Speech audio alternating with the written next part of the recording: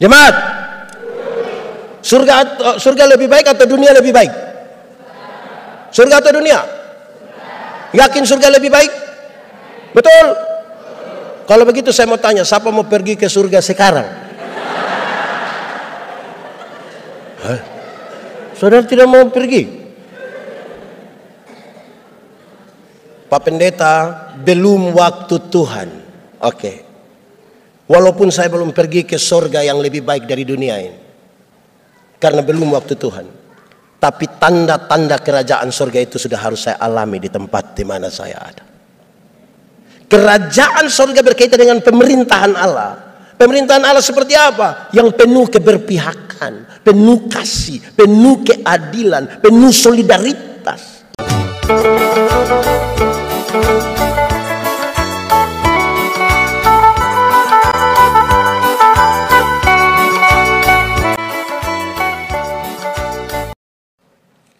Mari berdoa. Ya Tuhan Allah, kami mohon kepadamu, arahkanlah seluruh hati dan pikiran serta hidup kami pada pemberitaan firman saat ini. Sebab siapakah kami ini Tuhan? Kami orang berdosa dan sangat terbatas, oleh karena itu tidak mungkin bagi kami untuk mengerti firman Tuhan kecuali kalau Tuhan menolong kami. Oleh kuat kuasa Roh Kudus-Mu kami mohon hari ini kami dimampukan bukan saja untuk mengerti firman Tuhan, tapi lebih dari itu kami dimampukan menjadi pelaku-pelaku firman-Mu. Berkati setiap hati yang sungguh disiapkan untuk pemberitaan ini. Jauhkan semua penggoda pencobaan. Biar di dalam damai-Mu kami belajar firman Tuhan. Kami rindu pada firman-Mu. Berfirmanlah bagi kami Tuhan. Di dalam nama Yesus, firman yang hidup itu kami berdoa. Amin. Jemaat, marilah berdiri untuk mendengar firman Tuhan. Pembacaan Alkitab hari ini diambil dari Ibrani 13 ayat 1 sampai 3 yang berkata,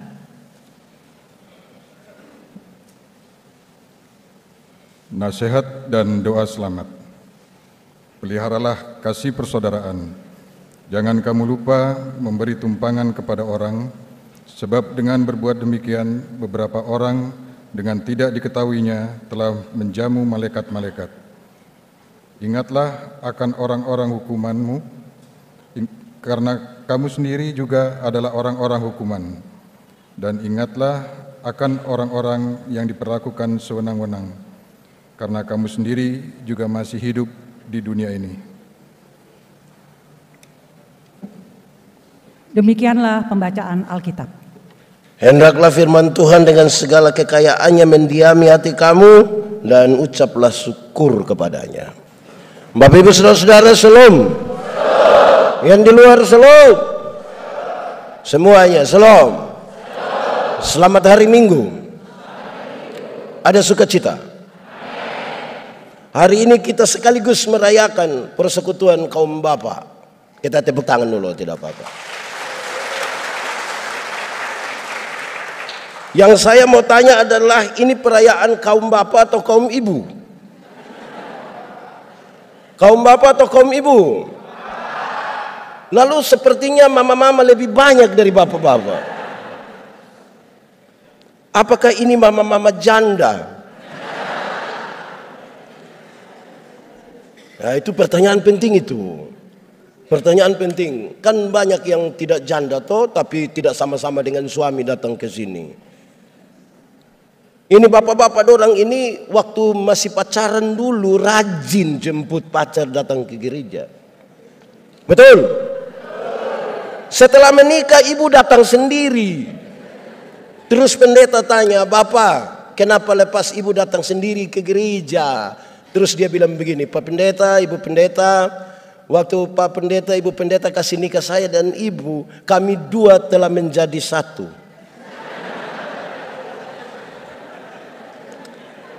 Jadi kalau ibu sudah ke gereja itu sama dengan bapak juga sudah. Di GPIB ada begitu juga. Siapa punya suami cocok, kita jujur saja itu. Tapi ibu-ibu juga satu ini, ibu-ibu ini. Siap cantik-cantik datang gereja tapi jalan sendiri. Terus pendeta tanya, ibu suami? Terus dia bilang, ih tahu sendiri.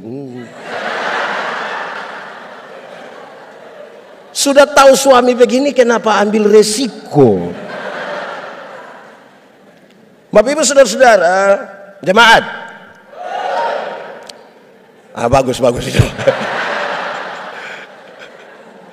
Jemaat, pertanyaan paling penting bagi semua pendeta dan pergumulan bergereja adalah kenapa kaum bapak itu malas beribadah, tidak datang ikut ibadah. Kalau bilang ada kerja bakti semangat mereka, tapi kalau ibadah rasa-rasanya sedikit, betul?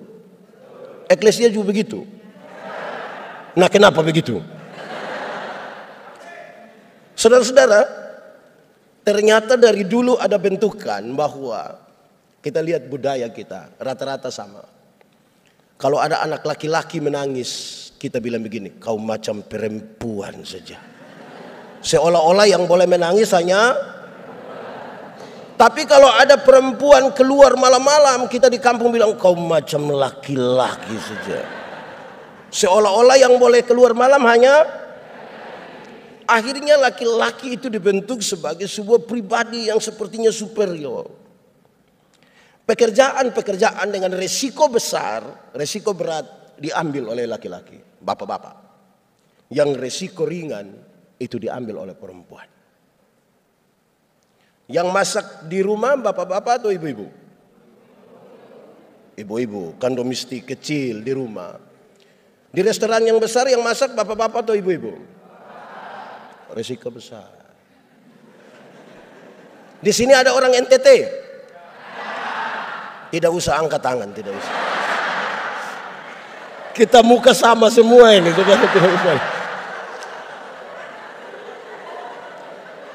Di NTT, kalau sadap enau, iris tuak, yang naik ke atas pohon, itu laki-laki. Resiko jatuh mati. Yang pikul perempuan, bawa dari ini pohon ke rumah masak perempuan. Sekali lagi resiko besar diambil oleh laki-laki, yang kecil diambil oleh perempuan. Itu terbawa terus. Sekarang pertanyaan penting untuk kita jawab. Menurut saudara ibadah itu resiko besar atau resiko kecil? Mulai kacau ini kita. Ibadah itu termasuk resiko besar, pekerjaan resiko besar atau kecil?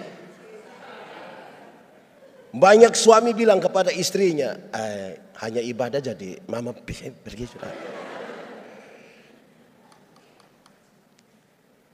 Tapi kalau dalam ibadah ada keputusan bersama.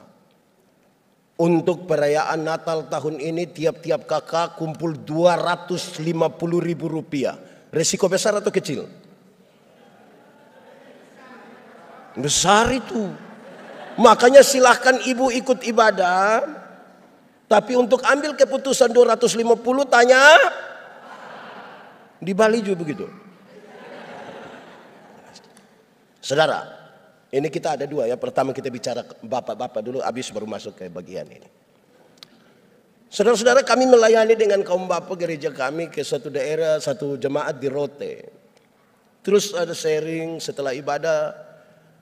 Kenapa bapak-bapak itu tidak terlalu rajin ke ibadah-ibadah? Yang sudah rajin mantap ya, ini yang tidak biasa. Hampir kami semua sepakat bahwa sibuk. Bahwa sibuk. Di sini juga sama kok. Sibuk. Rupa-rupanya hari-hari ini kalau kita sebut diri sibuk itu sepertinya kita bermakna sekali. Bapak ibadah, saya sibuk. Kalau bicara sibuk itu sepertinya derajat naik sedikit, makanya lebih ekspresif. Saya sibuk. Nah, itu.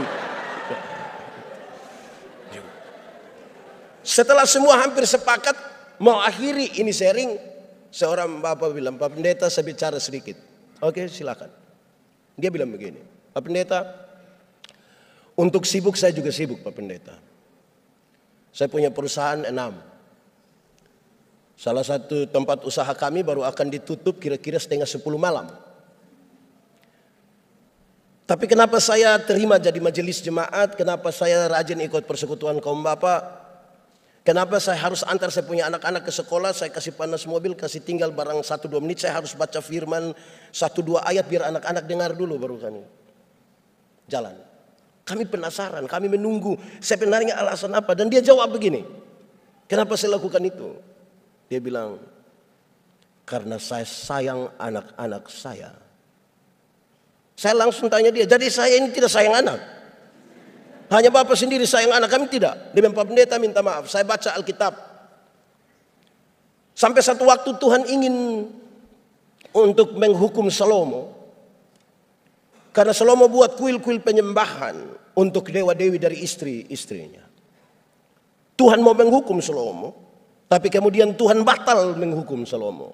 Tuhan mengucapkan kalimat ini. Tuhan bilang begini, Salomo, oleh karena ayahmu Daud, aku tidak akan menghukum engkau. Pakai bahasa hari-hari dia bilang begini, Salomo, karena engkau punya bapak yang namanya Daud itu yang buat saya tidak jadi hukum engkau. Dia bilang, Pak Pendeta, waktu saya baca sampai di sini saya mengerti. Ternyata apa yang bapak-bapak lakukan diperhitungkan Tuhan bagi anak-anaknya. Ada amin. Bapak-bapak, sayang anak, beli handphone. Apa yang orang tua lakukan, apa yang bapak-bapak lakukan, Tuhan perhitungkan bagi anak-anaknya. Dalam sebuah pertemuan raya kaum bapak, saya diminta sebagai salah seorang yang membawa materi. Pertanyaan bapak-bapak ini menarik. Melihat kondisi di mana banyak bapak tidak bergereja, tidak ibadah. Mereka bertanya begini, apa yang gereja buat, apa yang sinode buat, apa yang gereja buat, apa yang sinode buat, apa yang gereja buat, apa yang sinode buat. Saya catat banyak sekali. Waktu saya jawab, saya bilang begini, bapak-bapak, pertanyaan banyak tapi jawabannya kecil dan enteng saja. Apa itu? Saya bilang begini, bapak-bapak, pada waktu bapak-bapak dan ibu itu diteguhkan dalam pernikahan, hari itu juga saudara diteguhkan menjadi imam dalam keluarga. Pertanyaannya adalah, apakah fungsi imam dalam keluargamu dijalankan atau tidak? Kalau fungsi-fungsi imam dalam rumah tangga itu dijalankan, ini pertanyaan yang begini banyak ini tidak ada. Tapi karena bapak-bapak tidak menjalankan fungsi imam di rumah, akhirnya pertanyaan ini menjadi apa yang gereja buat, apa yang sinode buat. Kalau bapak-bapak melakukan fungsi imam di rumah, maka satu saat gereja akan mendapat nota bilang begini, minta maaf kami tidak terima ibadah rumah tangga. Kenapa? Karena kami tiap hari ibadah, tiap hari. Tapi karena bapak-bapak tidak lakukan, maka kita tanya, apa yang gereja buat, apa yang sinode buat. Kira-kira begitu. Bapak Ibu saudara-saudara, Tuhan Allah menciptakan manusia itu laki-laki dan perempuan. Aman toh?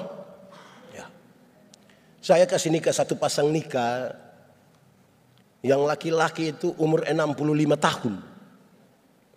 64 tahun. Yang perempuan umur 20 tahun. Ngeri itu. Saya tahu bahwa jemaat yang hadir itu mereka bicara tentang beda usia yang signifikan itu. Bedanya berapa tahun? 44 tahun. Dalam khotbahnya saya bilang begini. Dalam sebuah pernikahan, beda usia tidak penting. Tidak penting. Yang lebih penting adalah mereka harus beda jenis kelamin. Itu lebih penting. Untuk apa sama-sama umur 30 tahun tapi laki-laki semua? Itu pakai bahasa Kupang bilang kita bakorek-bakorek. Jadi biarlah berbeda. Amin. Lalu apakah Tuhan membiarkan itu? Supaya hanya laki-laki dan perempuan? Tidak. ada pola yang Tuhan sengaja biarkan kepada manusia laki-laki dan perempuan itu untuk kelola, supaya rumah tangga mereka itu menjadi berbahagia. Saudara, sebuah penelitian bilang kalau kecantikan dan kegantengan menjadi ukuran, maka setiap 3 tahun kita mesti ganti pasangan. Kalau kecantikan menjadi ukuran, ini hasil penelitian ini. Kalau kecantikan, kemolekan, kegantengan menjadi ukuran sebuah pernikahan, maka setiap 3 tahun ganti istri. Saya 13 tahun, 14 tahun nikah, berarti minimal saya sudah 4. Apalagi yang sudah 20 itu. Lalu bagaimana? Tuhan biarkan kira-kira ini. Saya bicara cepat di sini baru kemudian kita masuk di tema ini. Ada pola yang sengaja Tuhan izinkan supaya laki-laki dan perempuan itu kelola, biar ini hadiah bagi bapak-bapak semua. Pertama, soal pola berpikir. Laki-laki bapak-bapak itu cenderung rasional. Makanya bapak-bapak itu kalau bicara selalu bilang saya pikir, saya pikir, saya pikir. Sementara ibu-ibu lebih banyak pakai perasaan. Makanya ibu-ibu selalu bicara saya rasa, saya rasa, saya rasa.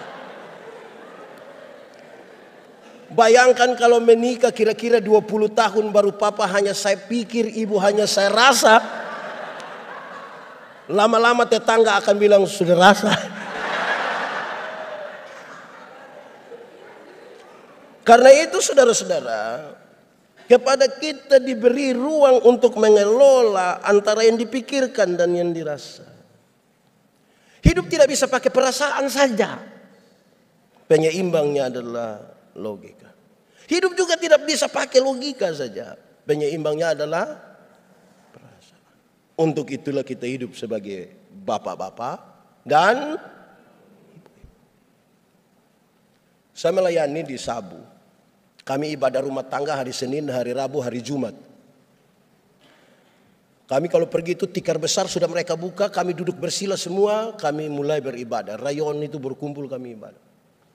Tempat di mana pendeta atau pemimpin ibadah lainnya duduk, itu dikasih lampu yang paling besar. Saya satu hari pergi, jemaat sudah banyak, kami mulai ibadah, duduk bersila beribadah.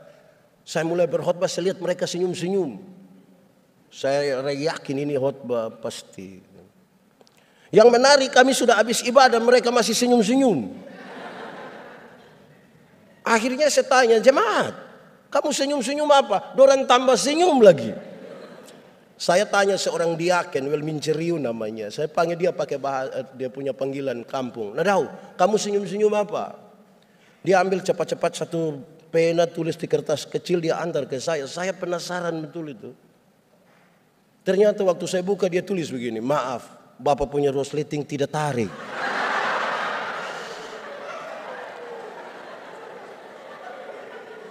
Saya mau tanya saudara, menurut saudara tadi orang punya ibadah baik?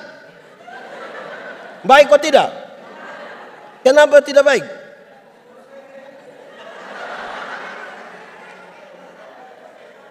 Saudara, persoalannya hanya soal pada perasaan.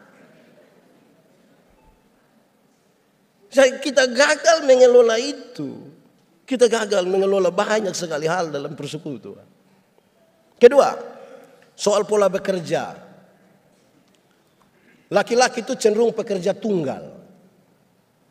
Kita bapak-bapak ini hanya pergi ke kantor saja, tapi waktu kita pulang kita rasa kita sudah kerja seluruh dunia dan segala isinya.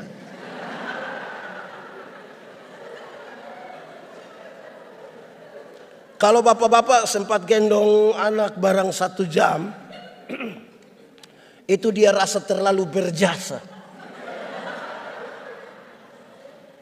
Ibu pulang dia bilang, "Mah, tolong gendong adik dulu." Papa, saya mau ke teman-teman. Kasih tinggal kami sendiri. Loh, tadi saya sudah gendong adik itu 1 jam. Karena polanya tunggal. Ibu-ibu itu polanya jamak. Ibu-ibu itu bangun pagi bisa siap anak-anak ke sekolah, bisa masak untuk makan pagi, sarapan, untuk makan siang, bisa sambil setrika, siap suami ke kantor, bisa sambil foto-foto. update status semuanya jadi so. Polanya jamak. Bukan untuk dibandingkan. Saudara, kalau ada acara-acara macam kemarin ada bapak-bapak yang jadi ketua, jangan coba-coba telepon waktu kita di jalan. Kita telepon, "Bapak, bagaimana?" Dia hanya jawab satu kata, "Beres." Nanti pas habis beres baru ibu-ibu akan beres apa? Kan dia tidak detail. Jemaat, pernah kesualayan dengan suami? Ya ibu-ibu jawab, jangan bapak-bapak juga jawab. Pernah? Waktu mau bayar 53.500. Kalau ibu yang bayar, ibu akan bilang begini, berapa? 53.500. Dia buka dompet, ambil duluan 50. Berapa? 3.500. Dia cari lagi 3.000 lagi. Berapa lagi? Ah ya, betul. Kalau bapak-bapak yang bayar pakai 100. Soal pola. Bapak-bapak itu kalau tamu baru sampai tangga terakhir di emper, dengan yakin sekali bapak akan bilang, "Mama, kopi." Padahal kopi tidak ada. Terus habis ibu bilang begini, "Papa, lain kali itu coba tanya kita dulu." Dengan santai bapak akan bilang, "Kok saya sudah beli itu?" "Iya Pak, itu 6 bulan lalu." Bapak pikir beli 1 hari untuk seumur hidup kan? Bukan karena apa? Karena memang polanya tunggal. 3. Soal pola berbicara. Laki-laki cenderung pendiam. Secerewet-cerewetnya laki-laki dia masih disebut pendiam. Makanya kalau ada laki-laki terlalu cerewet di Kupang, orang bilang kau punya mulut seperti perempuan saja. Sebuah penelitian mengatakan seorang laki-laki bicara 1 hari kira-kira 7.000 kata. Berapa ribu? Tapi seorang perempuan 1 hari kalau bicara minimal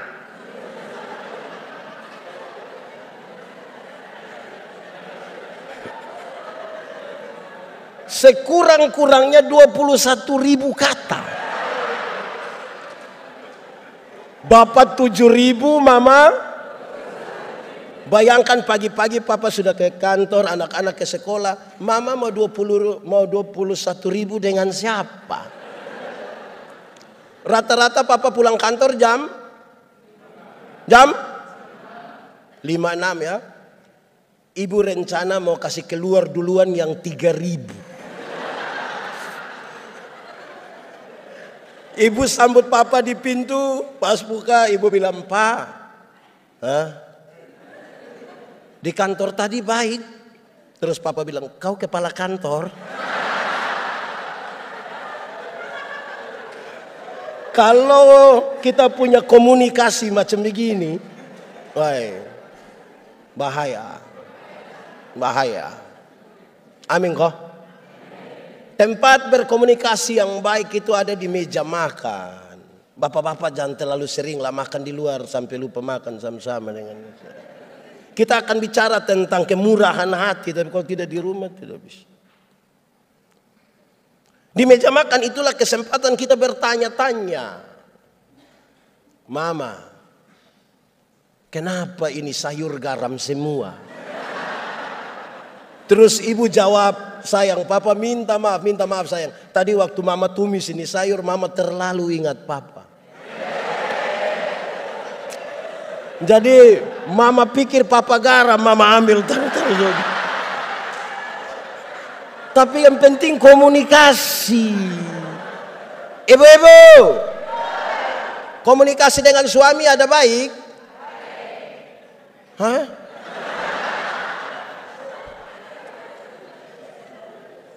Handphone telah berhasil mendekatkan yang jauh dan menjauhkan yang. Tanya itu anak laki-laki, kau laki-laki di sekolah dapat berapa? Saya dapat 10 bapak. Engkau seperti engkau punya bapak. Betul. Engkau bapak sekali.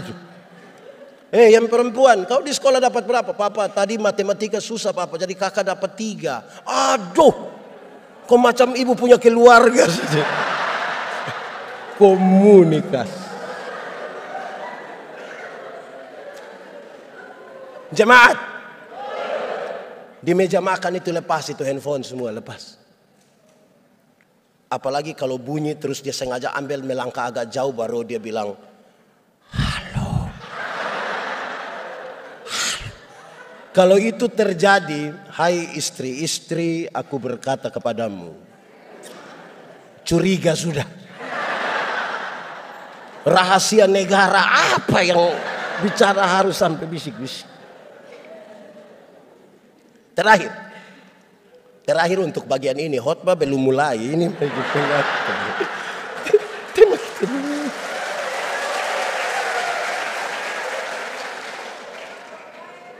soal pola mengingat.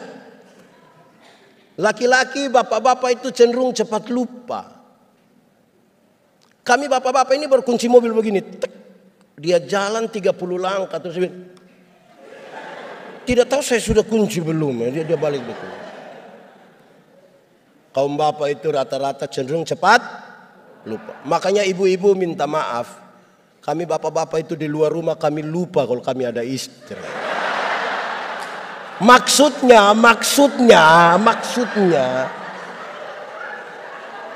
Maksudnya kami bisa bercerita dengan teman sampai lupa kalau ibu tunggu di rumah.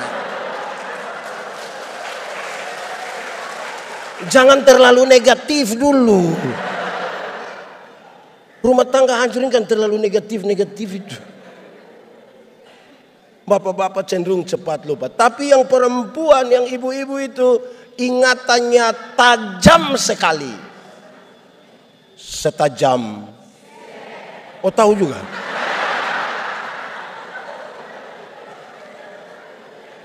Kalau ada suami bilang begini, orang seperti saya tidak pernah marah, saya punya istri. Nanti yang protes istrinya, tidak pernah apa? Mama memang tidak pernah. Terus saya bilang, pernah. Yang mana? Yang tahun 1900 itu dia bilang. Jangan coba-coba itu. Anak muda, waktu kecil dulu pernah periksa pakaian dinas atau pakaian kerja dari papa mama atau tidak? Yang paling banyak dapat uang itu di papa punya atau mama punya?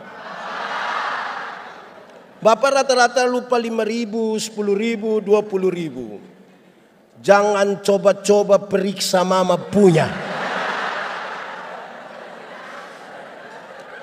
Itu pekerjaan sia-sia. Dalam hal inilah mama seturut dengan Alkitab. Di mana hartamu berada, di situ juga. Ibu-ibu ini kita pinjam dia pun Tupperware saja, dia hafal itu tidak ada. Oke, baik. Selamat hari jadi buat persekutuan kaum bapak ya. Semoga masih semangat untuk mengelola kebersamaan dengan istri, dengan anak-anak dan dalam persekutuan. Kenapa? Kita semua yang datang di gereja adalah produk dari rumah. Kalau kita terlalu rindu didengar di rumah, kita mau di sini pun kita didengar. Makanya jangan heran kalau ada bapak-bapak yang kalau ikut, saya kalau sudah AA,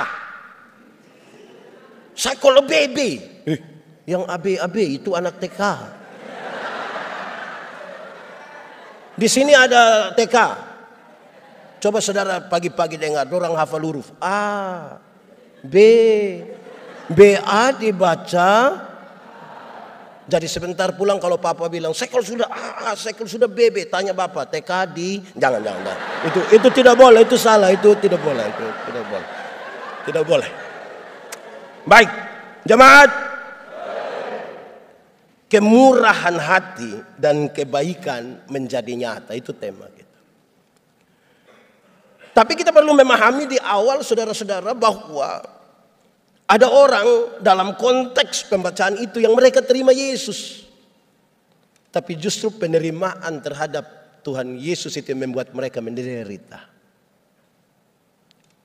Mereka Mereka ditinggalkan oleh banyak orang. Mereka susah sendiri. Orang-orang tidak mau ambil resiko dengan mereka. Bahkan pemerintah pun tidak ada di pihak mereka. Ini sebuah kenyataan yang sebenarnya pahit. Ketika orang ambil keputusan untuk serius beriman kepada Tuhan. Kalau kita belajar tentang Paulus, yang paling gampang diingatkan Paulus. Dia dipenjara. Apakah karena dia melakukan sebuah tindakan yang merupakan kejahatan berat? Tidak. Lalu kenapa dia masuk penjara? Karena dia coba-coba percaya kepada Tuhan Yesus dan mau menyampaikan kabar baik tentang Yesus. Ini sebuah kenyataan yang sangat berbeda dengan kerinduan banyak orang Kristen. Banyak orang Kristen berpikir kalau percaya Tuhan kita bebas masalah. Banyak orang pikir kalau percaya Tuhan itu, kalau sakit kepala tinggal tunjuk begini baru bilang dalam nama Yesus. Banyak orang pikir kalau percaya kepada Tuhan Yesus, pagi-pagi ketika petugas koperasi datang, Tuhan Yesus kasih keliru dia. Jadi dia tidak jadi di kita punya rumah untuk tagih, dia tagih di tetangga. Tidak. Ada resiko-resiko, lantas di manakah Tuhan? Apakah dia mau membiarkan orang yang percaya kepadanya menderita? Tidak. Dia menyertai, itu yang membuat kekristenan hidup sampai hari ini, menemukan jalannya. Tetapi salah satu cara yang Tuhan pakai adalah dia pakai komunitas sebagai orang-orang percaya untuk saling memberkati. Dia pakai komunitas orang-orang beriman ini untuk saling menolong satu dengan yang lain. Karena itu saudara-saudara, dia minta supaya ingatlah terhadap kasih persaudaraan itu. Ingat, kasih yang benar-benar didasarkan pada apa yang menjadi kasih Allah akan dunia ini. Mari kita hafal.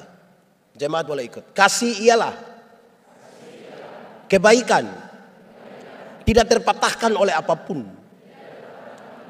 tidak akan berubah menjadi kebencian. Saya ulangi, ikut. Kasih ialah kebaikan, tidak terpatahkan oleh apapun, tidak akan berubah menjadi kebencian. Rujukannya jelas, karena begitu besar kasih Allah akan dunia ini. Apakah Tuhan Allah mengasihi dunia? Lalu apakah dunia mengasihi Tuhan Allah? Tidak. Apakah karena dunia tidak mengasihi Tuhan Allah berhenti mengasihi dunia? Apakah kemudian Tuhan membenci dunia? Saudara lihat, kasih tidak terpatahkan. Sehingga tidak boleh ada satu orang percaya pun yang bilang kepada sahabatnya, saudaranya, Pak, saya terlalu hargai Pak, tapi waktu saya tahu Pak punya sifat asli begini, minta maaf saja. Itu bukan kasih, itu egois. Kalau engkau hanya bisa berbuat baik kepada orang yang berbuat baik kepadamu, apakah jasamu? Karena orang-orang berdosa pun melakukan hal itu. Kasih seperti ini yang Tuhan Allah mau. Yang tidak terpatahkan oleh apapun. Yang paling gampang untuk kita memahami kasih ini, coba kita tanya ibu-ibu dulu. Ibu-ibu, di sini tidak ada ibu-ibu. Ini SMP semua. Ibu-ibu, melahirkan itu sakit atau tidak? Sakit. Mau melahirkan normal atau abnormal tetap sakit. Ya, sesar itu kan abnormal. Waktu ibu sakit melahirkan, kan kami suami hanya di luar baru bilang, Yesus. Sudah beginilah dia bayangkan, kira-kira ini anak muka seperti siapa ini. Anak-anak, waktu kamu baru lahir, kamu tidak tahu apa-apa, kamu hanya bisa menangis. Setiap kali kamu menangis, orang tua hanya pikir kalau bukan basah pasti lapar. Anak-anak punya jam tidur, orang tua punya jam bangun. Orang tua punya jam tidur, anak-anak punya jam bangun. Orang tua tidak tidur karena kamu. Di jam 2:30 subuh masih banyak orang tua. Betul? Sempoyongan tidak bisa tidur ini, seringkali ibu-ibu dipaksa lagi menjadi penyanyi. Makanya ibu-ibu punya lagu seringkali tidak bisa dipertanggungjawabkan. Kalau tidak bobo digigit. Padahal justru kalau anak bobo itu baru nyamuk gigit. Kalau anak lari-lari nyamuk. Tapi sudahlah. Anak-anak, kamu tidak bisa bicara. Orang tua ajar kamu bicara satu-satu suku kata. Ma, pa. Waktu mereka mulai SMP, SMA, tolong jawab orang tua. Dorang ada suka bicara sama papa mama? Kenapa lihat saya? Jawab. Waktu dorang SMP, SMA suka bicara sama papa mama? Lebih suka bicara dengan pertanyaannya kepada orang tua. Siapa suruh kasih makan dorang? Kenapa kasih makan dorang? Karena apa? Kasih tidak terpatahkan. Anak-anak, kamu tidak bisa jalan dulu. Orang tua pegang di tangan sambil latih berjalan.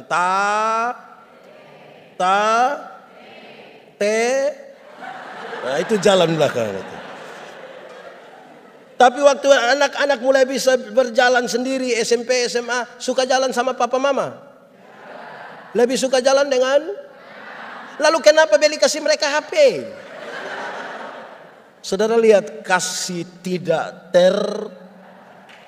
Makanya orang tua sering kali bilang begini.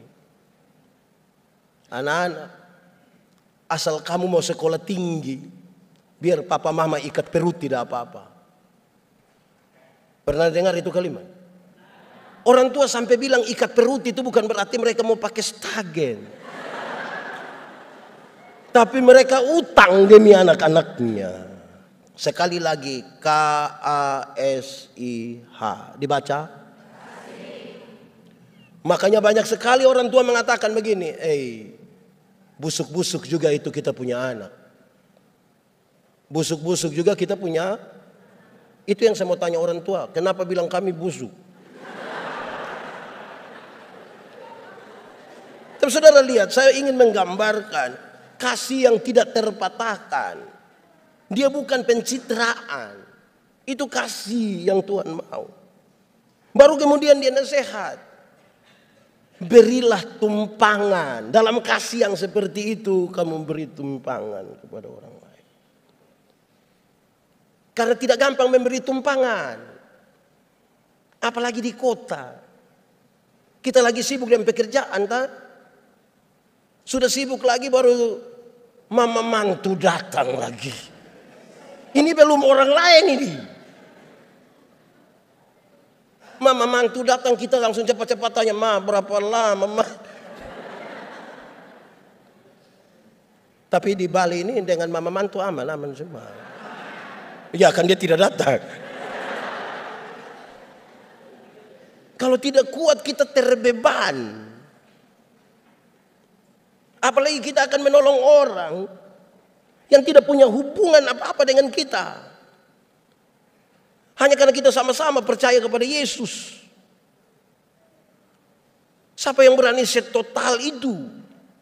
Kalau tidak dibangun di atas sebuah kekuatan kasih seperti Allah mengasihi kita.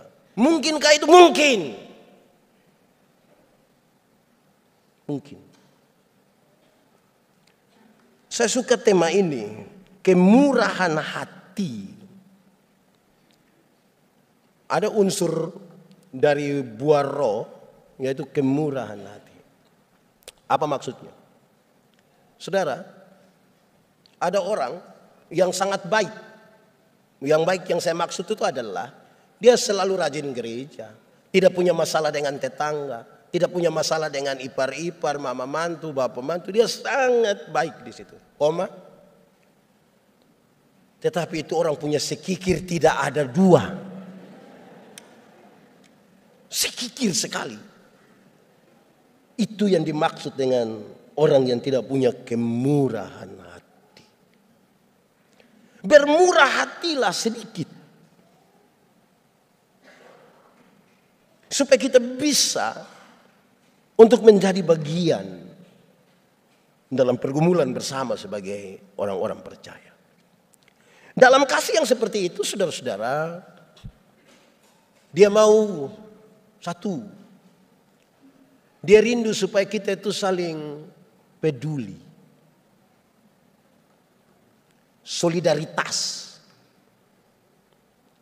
Kenapa kita butuh bersolidar dengan orang lain? Karena Tuhan itu lebih duluan mengambil bagian dalam penderitaan orang lain. Saudara, saya tidak tahu di sini, di banyak tempat itu saudara-saudara, kadang-kadang kita punya kemurahan hati ini tidak baik juga. Saudara pernah belanja di mall? Kok pernah? Di mall pernah? Saya mau tanya saudara, pernah tawar di mall? Pernah? Ada yang berani tawar, pasti kita marah, dia kok bikin malu-malu saja. Beli di mall tidak tawar. Pemilik mall itu orang kaya atau orang miskin?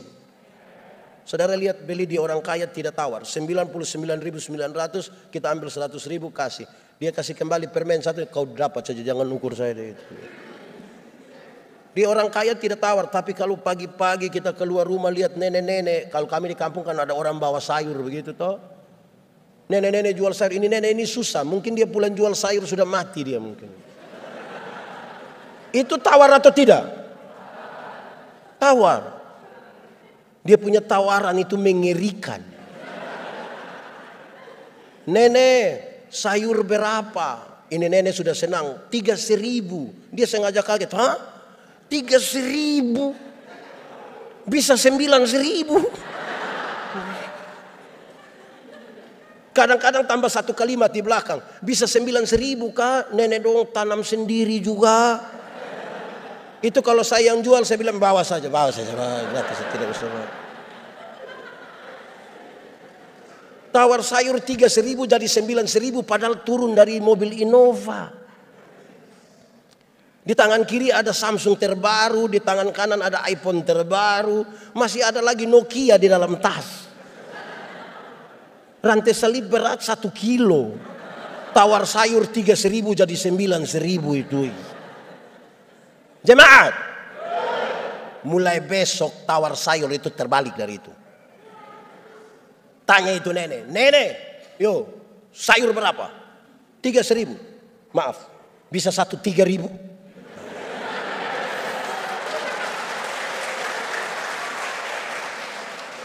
Berani bisa tawar sayur 3.000 jadi 3.000, hanya 3 kemungkinan. Kemungkinan pertama itu orang punya solidaritas sosial yang sangat kuat, pantas ditiru, pantas dipuji. Tapi yang kedua mungkin makam puji. Atau mungkin yang ketiga gila mungkin. Jadi kita menentukan solidaritas. Pemuda? Pemuda. Ini pemuda, saya mengkritisi 1-2 pemuda, kelompok pemuda yang semangat melayani tinggi. Saya bilang orang, kamu sudah bagus. Waktu mau Paskah, waktu mau Natal, mereka pergi catat yang usia lanjut. Di sini apa namanya? Ya, yang susah, sengsara itu mereka catat nama-nama mereka. Terus mau datang, nenek nanti ikut gereja ya. Pas warta pelayanan ada bilang begini, untuk para penerima diakonia, supaya jangan pulang dulu. Setelah ibadah ini akan dilakukan pembagian. Yang sehat semua pulang, ini yang kita kasih tinggal nenek-nenek sakit semua ini. Mulai mereka panggil satu-satu, Nenek Manobe. Nenek jalan begini kan dia susah gitu. Terus kita ambil kantong plastik merah isi beras, isi gula, isi semua, kan nenek setengah mati gini. Terus nenek setengah mati, nenek kita foto dulu, Pemuda, Kalau antar saja ke rumah bisa kok tidak? Kalau kepentingan dokumentasi fotonya di rumah bisa kok tidak? Lalu kamu panggil saya pun nenek datang sini supaya apa?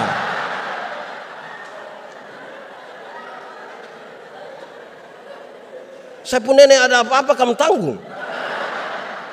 Jadi solidaritas itu yang sungguh, supaya kita tidak membangun pencitraan soal itu.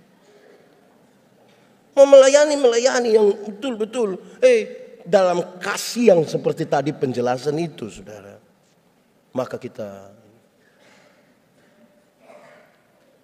banyak sekali karena mereka tidak disukai sebagai orang-orang percaya. Dicari-carilah kesalahan-kesalahan mereka. Hak-hak mereka itu tidak dapat. Dalam kasih perjuangkanlah juga. Jadi bukan sekedar solidaritas, perjuangkanlah juga hak-hak mereka. Kan itu penting bagi sebuah persekutuan.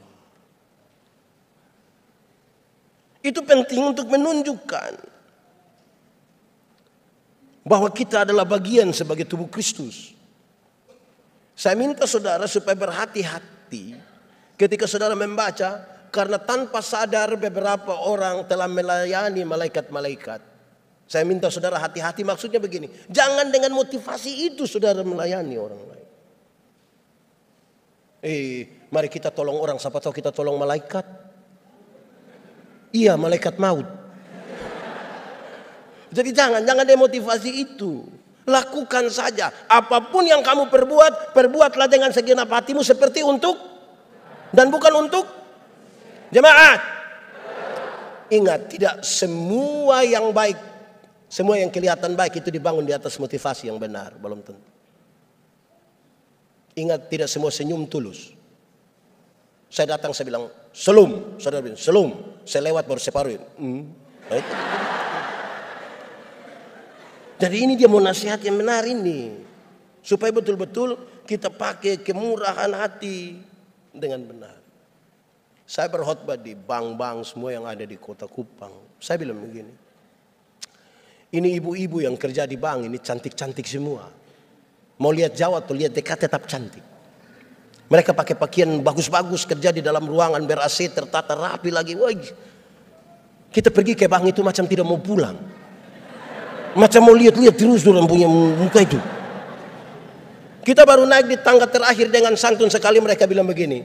Selamat siang, ada yang bisa kami bantu? Terus saya tanya orang, ibu-ibu, siapa yang di rumah ketika dia bangun pagi lihat suami pas bangun terus dia bilang selamat pagi? Ada yang bisa kami bantu? Lakukanlah sesuatu seperti untuk terakhir sudah. Saya suara hilang ini. Tema kita mengatakan kebaikan menjadi nyata. Kebaikan itu apa? Kebaikan itu respon. Respon dari apa? Kasih karunia. Kasih karunia itu pemberian cuma-cuma, dan kasih karunia Allah kepada kita adalah ketika Dia memberi Yesus Kristus berkorban bagi kita. Amin. Saudara, saya mau pakai contoh begini. Ini adik yang di depan, nama siapa saya? Siapa? Moe. Nama siapa? Putra. Saya dapat dia punya nomor telepon. Saya telepon dia, Putra, sebentar malam jam 12 ketemu saya dulu di depan kantor Gubernur Bali. Kira-kira dia mau ketemu ke tidak? Dia mau ketemu ke tidak? Saya pergi ke dia punya rumah, ada ayam satu. Kira-kira dia mau kasih saya ke tidak? Tidak kasih. Saya rubah pertanyaan sekarang. Saya mau kasih dia mobil baru satu. Kira-kira Putra mau ke tidak? Mau? Saya beli kasih dia mobil satu, Toyota Alphard kira-kira. Saya kasih cuma-cuma ke dia. Putra, dapat. Ada perubahan perilaku dari dia ke saya kok tidak? Saya telepon jam 12 malam dia datang kok tidak? Saya pergi di rumah ada ayam dia kasih kok tidak? Kenapa dia tiba-tiba baik begini? Karena dia telah mendapatkan sesuatu dengan cuma-cuma yang tidak bisa dia dapat. Itu baru konteks materi. Apalagi keselamatan. Mestinya setiap orang yang tahu bahwa Tuhan Yesus telah berkorban bagi dia, menyiapkan surga yang kekal itu bagi dia, dan itu dia dapat dengan cuma-cuma. Kebaikan hati itu sesuatu yang nyata, real, dan tidak ada hal-hal yang tadi pencitraan itu. Dan itulah kebaikan hati. Saudara bayangkan kalau kemurahan itu dan kebaikan hati itu kemudian menjadi nyata. Bukankah kita sementara membangun sebuah komunitas di mana tanda-tanda kerajaan surga itu ada pada kita. Jemaat, surga lebih baik atau dunia lebih baik? Surga atau dunia? Yakin surga lebih baik? Betul? Kalau begitu saya mau tanya, siapa mau pergi ke surga sekarang? Saudara tidak mau pergi? Pak Pendeta, belum waktu Tuhan. Oke. Walaupun saya belum pergi ke surga yang lebih baik dari dunia ini. Karena belum waktu Tuhan. Tapi tanda-tanda kerajaan surga itu sudah harus saya alami di tempat di mana saya ada. Kerajaan surga berkaitan dengan pemerintahan Allah. Pemerintahan Allah seperti apa? Yang penuh keberpihakan, penuh kasih, penuh keadilan, penuh solidaritas. Itu tanda-tanda kerajaan. Berarti tidak mustahil bahwa hal-hal ini dimungkinkan. Kita tinggal bersama malaikat-malaikat. Tuhan memberkati kita.